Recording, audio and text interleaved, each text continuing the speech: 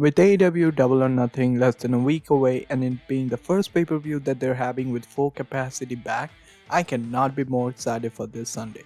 This will be a goddamn brilliant, and I mean brilliant pay-per-view with amazing matches such as Omega versus Pac versus Cassidy, the 30-man Battle Royale. Guess I don't know who's going to show up, but we'll be guessing that later.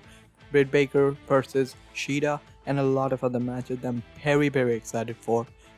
We will be speculating who might be entering AEW through the doors of the Double or Nothing Casino Battle Royale. Also, I will be telling you how I would book every single match that is taken on the card. Let's begin. The first match that we will be talking about is one of the least exciting ones, but still a match that is bound to deliver. It is the FTW champion Brian Cage versus the number one contender, or I guess the former number one contender, Hangman Adam Page. Now, Brian Cage has already defeated Hangman Adam Page, but it was, Team Taz did beat up Hangman before the match, so that is something that we can work with over here. And for that reason, I think Hangman should go over, and I really think they should start a Team Taz dissension, which may lead to them splitting up later. But this should be the beginning of it. I know they started it a little bit ago, but I don't think they picked it up again. So this should be the definitive start where they split up 4 months later. That would be great. Next up, Sting and Darby Allin versus Ethan Page and Scorpio Sky. If Ethan and Scorpio do not win here, I'm going to be so mad. They deserve it. Ethan is one of the most talented people in AEW right now. He is being a little bit wasted in my opinion, although he has been here less than a year I believe. But I really think they should use him more and in a better way. If he's a tag team, I have no problem, but he should be a more prominent tag team. And Scorpio Sky and Ethan Page should be number one contenders in a while. Like within weeks, they're so good. Ethan is so good, and Sting and Darby need to lose here. I don't care. I really don't care about anything. I know Sting, this is his first match back. Darby just lost his championship, but goddamn, Ethan and Scorpio need this win. They need to cement themselves as people who can back up their words, and this has to be it. They have to win. I don't care if this is Sting's big match back. Oh, he was out of ring for 6 years. I don't give a fuck about that. Give this win to Paige and Scorpio Sky. A very big host fight next as we see the TNT champion Miro take on the Murder Hawk Lance Archer. You know the triple threat match that took place at Backlash between Bobby Lashley, Drew McIntyre and Braun Strowman? It's exactly like that, but with two people. It has to be a host fight, it has to be a destructive one. Put them through tables, put them through ladders for all I care. Make them kill each other, and Miro retains of course, but make Lance look like a beast as well. They just need to show the sadistic sides of themselves, just beating each other up absolutely to the limit. Miro just wins. He should look dominant, but Lance should not look weak at all, because he was a very interesting character when he was introduced, but he has done absolutely nothing for the last few weeks, and that is really sad. If I don't want him to be the TNT champion, but at least give him a good showing and make this a house fight. Make this two bulls just fighting one another. I think that would be much more enjoyable than a straight up wrestling match. Okay, so before I talk about the next match, I need to say something. AEW needs more women's matches. They are doing such a bad job with the women's division. It has picked up a little bit in the last few weeks, I believe, or a few months actually. They have done a better job with the women's division, but it is bounds away from even being half as relevant as the NXT's one. And well, it's actually better than the Raw Women's division in my opinion. But holy fucking shit, only one match on a 8-9 match card? That is really sad. You need more matches. You really do. So, AEW Womens Championship, Hikaru Shida the champion, Dr. Britt Baker the number one contender. And this is actually the match I'm most excited for. I am in love with Britt Baker's character. I goddamn love Hikaru Shida. Both of them are amazing wrestlers, and even though the story could have been a little bit better, I think this Dynamite they're having a Hikaru Shida celebration. I don't know what they're going to do, but this is a guarantee that she is going to lose. There's no in hell that Brie Baker is losing here, and the moment she wins, make her the center point of the division, take a lot of people from NWA as well, like Rosa, Serena Deeb, and a lot of other people, and make a women's division that can actually compete with the people over WWE. The women's division in AEW is fucking garbage. Not the people, not the wrestlers, they're great, but the booking is fucking garbage. They need to do a better job. And this has to start, and this is just a fancy booking, a very slow Hikaru Shida heel turn. She has to be annoyed that after having the championship for so long, she loses it her first match against a live crowd. She has to be annoyed at that. And this can start a very slow Hikaru Shida heel turn, which is something I would love to see. And now the next contenders can be baby faces like Tay Conti, Ryo Mizunami, and a lot of other people. I would love that. The Battle of Two Nations is up next as we see the American Dream, Cody Rhodes take on Anthony Ogogo, a Britain person who is bad apparently for liking Britain. I don't know how that works, sure. This has to be a squash match, but in favor of Anthony. Ogogo needs to dominate Cody. The Cody promo from a few weeks ago was the cringiest shit I've seen in a while. It was so stupid. It was so dumb because any of the presentation of Ogogo on Dynamite has not been, oh, America bad. It might have been on Dark, but I don't watch Dark. I watch Dynamite, so I need more context. But he just went ahead and said, hey, I'll show you what Americans can do. Here's my daughters will be half white, half black. Whoa! I don't give a crap, Cody. I really don't. I want a wrestling match, and I want him squashed. And just like the last match, this should lead into a Cody Rhodes heel turn. And this heel turn has a lot of potential. Number one, he can just go ahead and say, I did say that I was never going to challenge for the AEW Championship, but I'm the people in charge. I'm one of the persons in charge. So fuck you. The next challenger is me. This heel turn, the next Cody heel turn, can change AEW. It will be really good.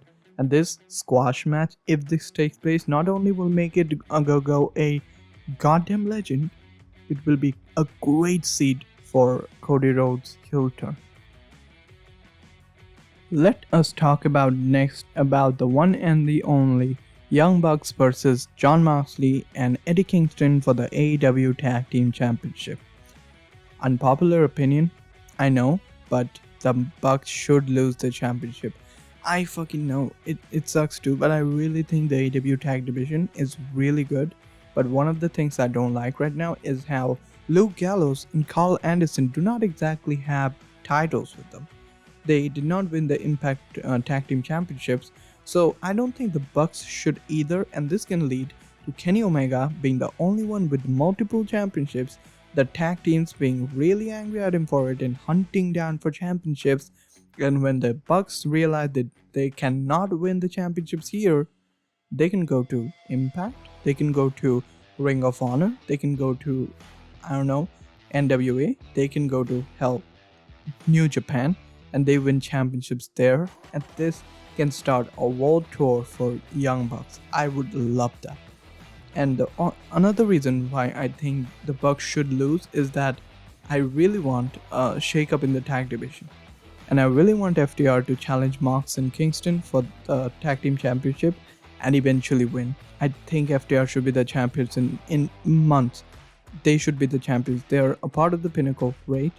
They should be the champions. They're so good, and I don't think they've done much in this company. They should do more. They need to be the champions. The next match I'm actually surprisingly not excited for, and it is the Inner Circle versus the Pinnacle in a Stadium Stampede match. The first Stadium Stampede was a hysterical match that was more comedy spots than an entire year of WWE, but it was really good. But that does not match the stipulation that needs to take place for Pinnacle versus Inner Circle. So I think they're going to do a much more serious version of that stipulation. I don't know how that's going to go, but I really think after Blood and Guts, this seems like a major step down. I think the next match should have been Chris Jericho versus MJF. This should have been the Double or Nothing match, not Pinnacle versus Inner Circle again. This really downplayed the effect of blood and guts, man. Anyway, let's talk about this match. Inner Circle breaks up. Pinnacle wins, and this is not a cheap win. They actually dominate. If you want to make the Pinnacle look good, do the first thing. They break up one of the oldest factions in the company, and they become the next quote-unquote Inner Circle. They need to beat Inner Circle. They need to disband them, and then they need to move on. MJF can eventually enter the World Championship picture. Sean Spears is an amazing contender for the TNT Championships, and FTR, as I said, should, and I mean should, be the champions in a while. They're so good. Wardlow can be like MJF's Omas to say, and man, I really want Pinnacle to win. I'm almost sure they will, and this leads to Inner Circle breaking up. Sammy, amazing person, an amazing wrestler, and he enters. He probably faces Miro going forward. Chris Jericho can go on have another match against Kenny Omega, Alpha versus Omega. I would love that. And yeah, the tag team enters the tag team division again, and Jake Hager, he can go do his own stuff. I would love that. Alrighty, next up, the Casino Battle Royale. Before we mention the match and who should win this, let's talk about who might be the surprise entrant in the match. Who is the number 30 entrant? Who is the Joker of the match? So, I'm going to give 3 answers that are probably going to happen, and 3 answers that I would love to see happen but probably won't happen. So, as of the realistic expectations, I think number 1 is Rich Swann. He did lose his title to Omega, and what a better way to go after Omega than win his original championship, that is the AEW Championship. This is not a pay-per-view match, Rich Swann versus Kenny Omega, but this can take place at like a very special Dynamite like St. Patrick's Day or Winter is Coming level of Dynamite. Number 2, Nick Cage. Nick Cage is a guy that is really over right now due to the Dark Side of the Ring coverage of him, and I really think AEW should hit the nail when it's hot. Nick Cage would be a great addition to AEW. He's a deathmatch fanatic, and he can come in, he can challenge Omega in a, deathmatch, I guess, and Omega wins, of course, but he would be a good addition to AEW, and I really think that he would be an amazing fit for AEW. And the third one, well, is the Big Show. I mean, Paul White. It might just seem like he's there for commentary, but he just gets up and gets in the ring, gets a few eliminations, reminding us of his Rumble days, and well, he gets eliminated by, Jungle Boy or someone to give it a huge pop. I think Paul White might be the most likely to enter, but we'll see. As of the unrealistic expectations, I have a lot, but I've brought 3 that I think are probably definitely not going to happen. But let's see. Number 3, it's a woman, and it's Tessa Blanchard. Hey, listen, Tessa Blanchard has made a goddamn name for herself fighting guys over at Impact. So she might be a perfect candidate to enter this competition, eliminate a couple of people, a couple of tag teams here and there, and then get eliminated by, MJF or someone. MJF not in the ring. Like someone, a heel eliminates her. Sure. Number 2, anyone from New Japan. That is a big name. And I have one in mind, and I was going to say Okada, but apparently he has COVID, so that's not going to happen. And I really don't want Ibushi to be the man to face Kenny Omega next. So, Hiroshi Tanahashi, my favorite New Japan wrestler of all time. If he comes to AEW, I will scream my lungs off. If he wins, if we have Omega versus Tanahashi again, I will cry. I want that so much. Oh god, Tanahashi, please. That's not going to happen, but please. The trouble restrictions are over. Tanahashi. And finally, of course, it's Daniel Bryan. Man, if Daniel Bryan appears at AEW, I think it'll be the biggest deal in the world. It's not going to happen because he's very loyal to WWE, and WWE, fortunately, have treated him like a star. But man, the American Dragon in AEW facing, Omega, who he has said is one of the best wrestlers of all time, if not the greatest. Oh man. Anyway, in case that the people I've mentioned have not entered and the people who have entered are not extremely good, the winner is Christian Cage. I want Cage versus Omega at the next pay-per-view.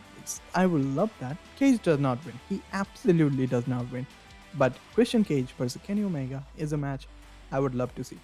I went talking about this segment way long, so I'm just going to skip over to the main event. Finally, the most predictable match of this card, which is fucking saying something. AEW World Championship, Kenny Omega versus Pac versus Orange Cassidy in the first triple threat match for the AEW Championship. Kenny Omega wins, obviously, but this match I think has potential to be match of the year. Orange Cassidy, when he tries, is fucking amazing. Pac, he's one of the best in the world. And Omega is arguably the best in the world. And, oh man, Kenny Omega is so good. And he should keep hold on to the title. And he should look dominant in this match. Of course, Orange Cassidy gets the biggest pops, like he does his things. But Kenny Omega needs to look more dominating than any other man in this match. And he needs to win this clean to brag about it later, so that when he eventually loses the title to probably Hangman Adam Page, it's that better of a moment that yeah, Adam just defeated a top guy. So yeah, the most predictable outcome of this entire card, without a fucking doubt, Kenny Omega wins. So yeah, that is the entirety of how I would book AEW Double or Nothing 2021. Hope you enjoyed. If you did, be sure to let me know in the comments, and also leave a like, share and subscribe. Let me know in the comments which match you are the most excited for, and who do you think the mystery entrant is in the Casino Battle Royale. I would really enjoy that. Also, be sure to follow me on Twitter, like Alexander over here, who has been following me for a while. Thank you so much for the follow, and if you want a potential shout out, be sure to follow me on Twitter. The first link in the description leads you there. Thank you again, and as always, I'll see you in the next one.